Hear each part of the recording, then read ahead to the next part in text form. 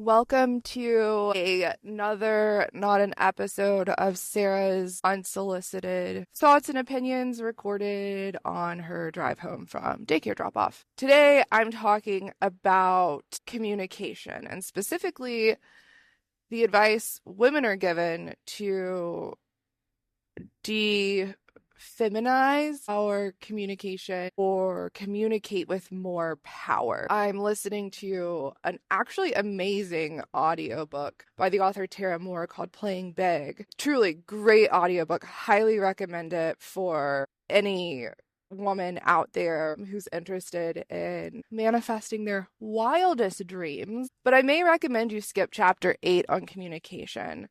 And here's why. I feel like women are constantly given the advice to remove the filler words and the niceties and, all of the caveats that we put into our language. Things like I just want to XYZ, I just need to ask you a few questions. Or when you're asking a hard-hitting question, caveating it with context or that you're curious to kind of make the question feel less aggressive. So examples of that would be like Tara says, did you do a competitive audit before creating this report? I'm just curious as to what others are doing in the field. And she says that weakens the question and is this way of appearing more passive and less assertive, or making sure that nobody interprets the question to have aggressive undertones.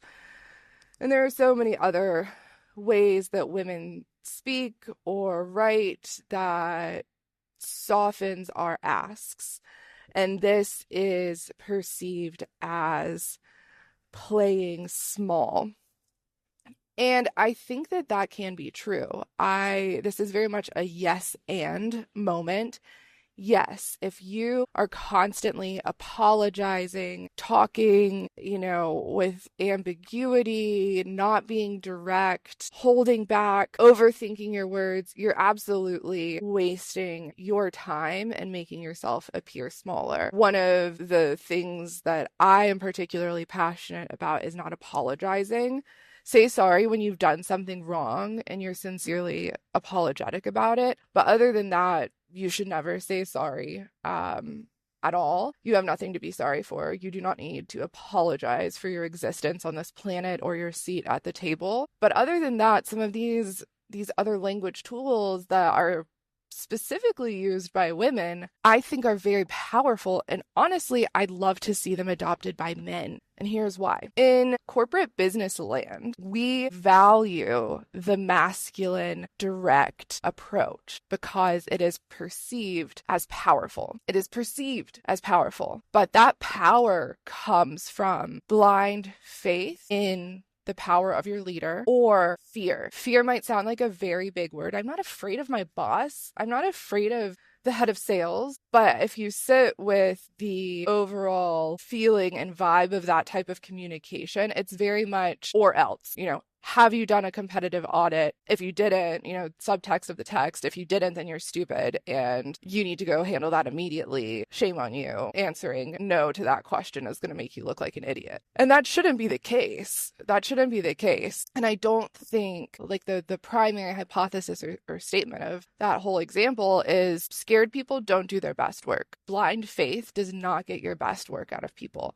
You're teaching people not to think, and you're teaching people to be afraid to speak up. And so when you communicate in a way that is more descriptive, that provides context, and that is more open, you get the best work out of your team. One of the things I learned in Seth Godin's MBA is this idea of enrollment.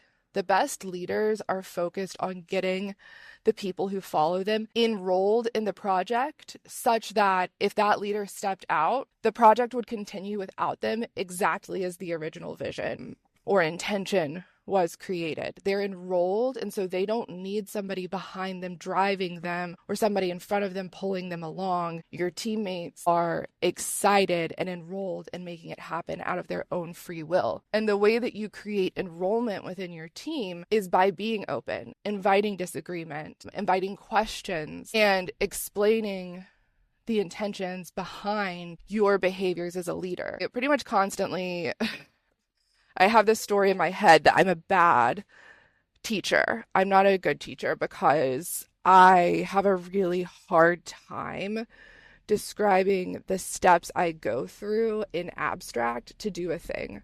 I can really only talk in specifics. And even then, sometimes it's hard to put into words what I'm doing because I am neurospicy AF, and the secret sauce of my work is somewhere in that brain chemistry and those neuro pathways. But I'm learning, honestly, through the reflections of my beautiful team that I lead in a way that makes them open to give me negative and positive feedback. I'm learning that my teaching style is actually really effective for creating critical thinkers because I ask a question or I do a thing and I provide the context as to why. It's almost like when you have to do a math problem in high school and you have to show your work. Sure, the answer to the equation is 15, but I want to know how you got to 15.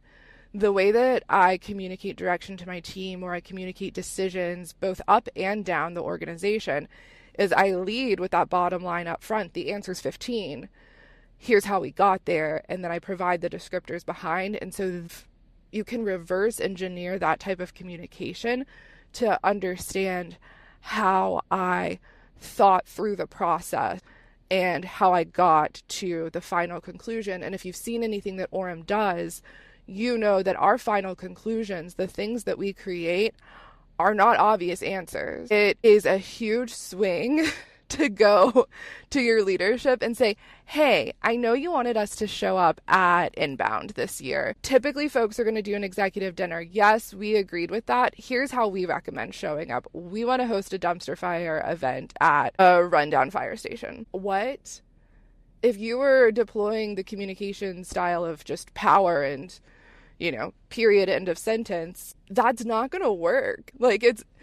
I'm sorry, I have a very strong reputation in my field. I think I carry a lot of quote unquote power, but me bringing that type of recommendation to somebody is not going to be met with immediate head nods and yes and absolutely and let me write a check for that experience. The same thing with when I worked with my team to remove some really important CTAs from our website to streamline things. There was no immediate acceptance of me, stating a complete sentence, I want to remove this CTA from the website.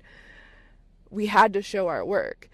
And I feel like the dialogue you hear around women's communication styles it's really just about us showing our work, getting people to see how we're thinking and making our intentions clear. One of my guiding principles as a person is that I lead with my intentions. If I'm coming into a crucial conversation with you, I make it clear that my intention is XYZ.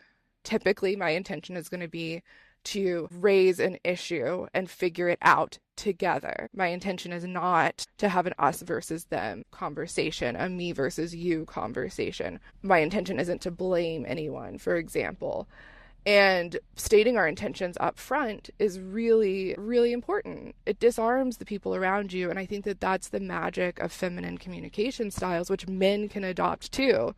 It disarms the other person, so that we, instead of being two individuals in conflict, we can be two individuals working together towards final outcomes. And I think that the powerful communication that we're told to adopt and model as women is the antithesis of how humans in general should be communicating both inside and outside of the workplace. So yes, don't apologize for your existence. Try to eliminate sorry from the majority of your language, but don't step back from explaining why you're asking certain questions or how you got to certain conclusions, or talking in ways that let the other person know that you're on the same team and your intentions are pure. Because as women in the workplace, I don't think we receive the benefit of the doubt with that. But I also think people in general don't. Leading from fear is never going to get the best work from your team. You enroll them by inviting them into the communication mess, making it clear why you're asking for certain things, and making it a safe space to have two-way communication. That is the best form of leadership. And leadership, just my final rambling thought on this topic, leadership is not based on your title. I think that you get your title by leading, and you can be an assistant, you can be entry level, you can be junior, you can be mid-level, and you lead by communicating in that way, because you're not just leading your peers, you're leading your leader. And managing up is the absolute secret to growing your career. With that, I am home and I need to log into Slack. Thank you for coming to my TED Talk on why we shouldn't eliminate feminine communication styles, but instead spread them to people of all gender identities. This has been potentially my last, not an episode of whatever the heck it is I've been doing on LinkedIn.